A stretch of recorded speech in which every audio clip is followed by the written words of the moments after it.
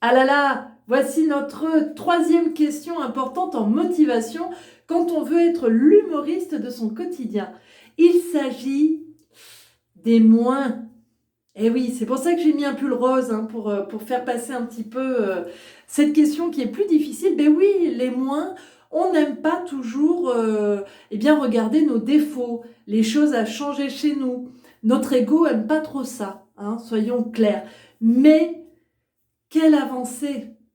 Quelle chose importante d'aller regarder ces moins et de les balayer. Si dans la vie, on vous dit très régulièrement, vous voyez, vous faites un travail par exemple d'écriture et puis on vous dit ouais c'est pas mal mais tu devrais creuser peut-être à cet endroit-là, j'ai pas très bien compris. Et alors des fois, voilà, c'est vrai que quand on crée c'est compliqué parce que c'est un peu notre bébé et on a du mal à recevoir la critique.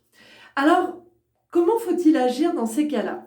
Moi, je conseille toujours de regarder un petit peu qui vous dit ça et est-ce qu'il y a plusieurs personnes qui vous disent la même chose.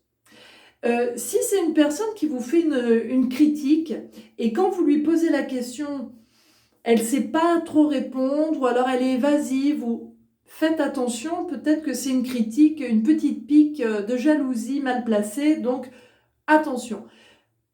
Au contraire, si c'est une personne en qui vous avez totalement confiance ou alors qui a une expertise dans votre domaine, eh bien, ça peut être intéressant d'entendre ce qu'elle a à vous dire. Et je vous assure que de temps en temps, la critique, ça peut être vraiment un cadeau. Moi, j'ai mis du temps à le comprendre, donc je vous livre ça parce que plus tard, quand on commence à travailler sur soi, on va chercher des mentors et des coachs. Et quand on va vers ces personnes-là, en fait, on n'a pas forcément envie qu'elles nous caressent dans le sens du poil. On a envie un petit peu d'entendre la vérité. Donc, on est prêt à payer très cher quelqu'un pour qu'il nous fasse ce genre de critique constructive. Donc, quand vous avez quelqu'un qui a une expertise et qui vient vous dire la vérité, quelque chose qui fait pas plaisir sur le moment, mais qui va sûrement vous faire avancer, essayez de détecter ça et de vous dire, ben, c'est peut-être une pépite. Je vais arrêter de me vexer par rapport à ce que cette personne m'a dit et je me dis, tiens, c'est peut-être quelque chose qui va me faire avancer plus vite. Ensuite, si à chaque fois que vous présentez votre travail, quel que soit ce travail, hein, que ce soit l'écriture ou autre, si à chaque fois vous avez les mêmes remarques qui reviennent, ben dites-vous que peut-être, voilà, il y a quelque chose à modifier. Pareil pour les relations.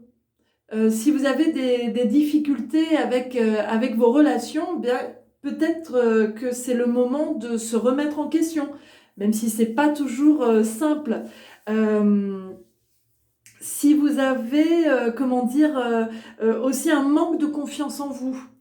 Je connais des gens comme ça qui se cachent un petit peu. Alors là, je suis un petit peu dure, mais on l'a tous fait. On se cache un petit peu derrière le ah ben j'ai pas confiance en moi. Ça, au bout d'un moment, c'est bien de le traiter, ce manque de confiance en soi, parce que vous fatiguez.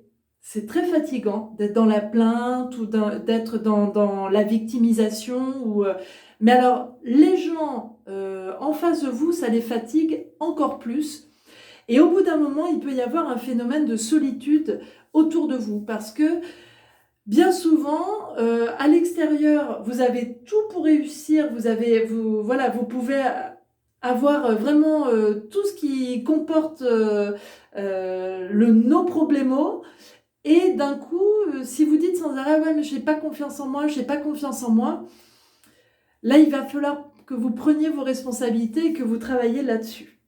Parce que ça va vous épuiser à force. Et puis, c'est un petit peu comme, vous voyez, on a deux pistolets et on se tire des balles dans le pied. Quand on dit sans arrêt, j'ai pas confiance en moi.